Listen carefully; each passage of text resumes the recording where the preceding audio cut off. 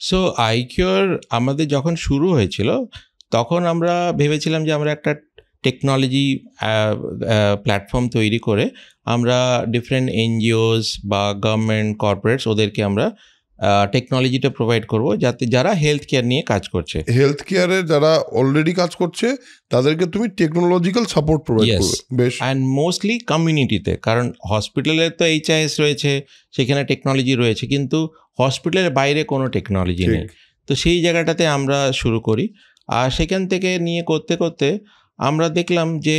2014-15-তে তখন মনে হলো যে খালি টেকনোলজিটাই শেষ নয়, কারণ টেকনোলজিটা অ্যাজ অ্যান এনাবলার, ওটা একটা পয়েন্ট পর্যন্তই যেতে পারে, কিন্তু বিয়ন্ড দ্যাট আমাদেরকে অ্যাকচুয়ালি মাঠে নেমে জিনিসটাকে ফিল করতে হবে যে কেন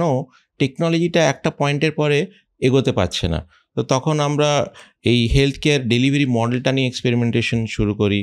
হাব অ্যান্ড স্পোক নিয়ে করি। হাব অ্যান্ড স্পোক মানে হচ্ছে সাইকেলের চাকা, যেরকম হাব রয়েছে মাঝে আর স্পোকগুলো সমস্ত, সেখানেতে হাব মানে একটা ক্লিনিক আর স্পোক মানে টাচ পয়েন্টস, সেগুলো এক্সপেরিমেন্টেশন করি।